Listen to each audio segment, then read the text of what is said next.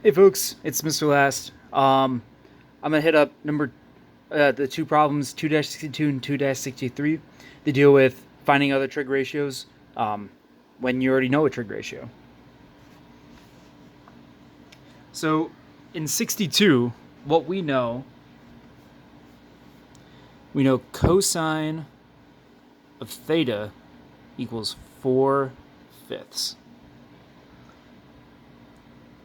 We want to try to figure out what is sine of theta equal to. Well, we need to know a couple different things.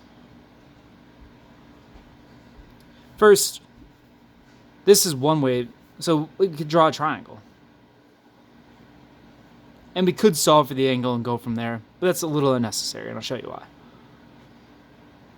So if cosine of theta is 4/5, what that means is that the hypotenuse could be 5, and the side length could be 4.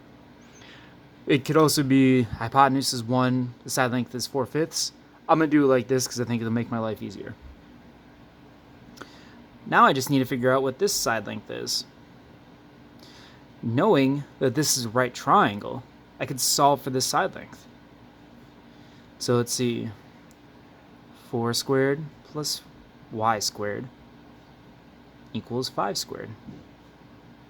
Which means I have y squared equals 25 minus 16, which is 9. Which means y is equal to 3. Technically, it's plus or minus 3 because we square rooted both sides. And because on the unit circle, or just on a circle, this triangle could be right up here, or it could be down here. For both of those, the hypotenuse could be 5, and this length is 4. It's just whether it's positive or negative. So what's sine of theta? Well, it depends on your other restrictions. Sine of theta could be positive 3/5, or sine of theta could be negative 3/5. It all depends on the quadrant that you're in. Boom. And that's 62. 63, I'm going to do a slightly different thing from 63 because I just don't feel like doing it. So if I have sine of theta equals 3/7, what's cosine of theta?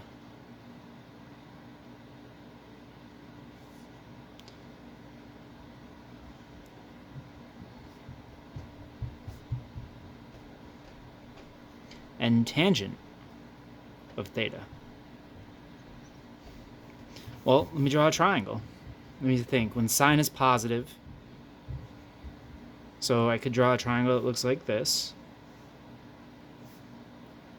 Or I could also draw a triangle that looks like this.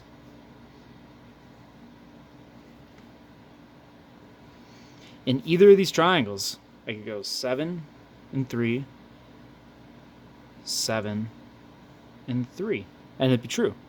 It all just matters about what this other side is. So let's see, let's solve for what this side length should be, plus or minus. So say x squared plus 3 squared equals 7 squared. X squared equals 49 minus 9. So x squared equals 40. As an interesting tie-in, x is equal to plus or minus the square root of 40. To tie into some other things that may be relevant to your lives, hint, nudge, elbow, this can be broken down. There's a lot of different ways people like to do it. I like to look at prime factors. 40 is also known as 4 times 10, which means I can rewrite this as square root of 4 times square root of 10, which means I can rewrite this as 2 square roots of 10.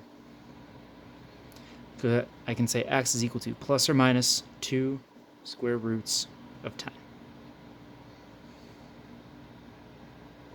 So I'd only have to give one answer up here.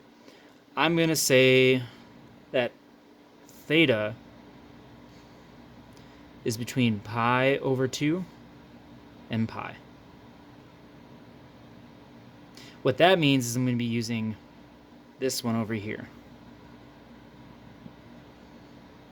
which means I'm going to have negative 2 square root of 10 over 7 and negative 2 square root of 10 over positive 3.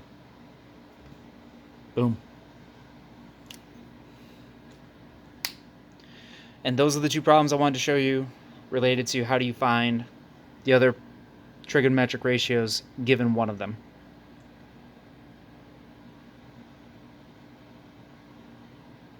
Yep, we're good to go.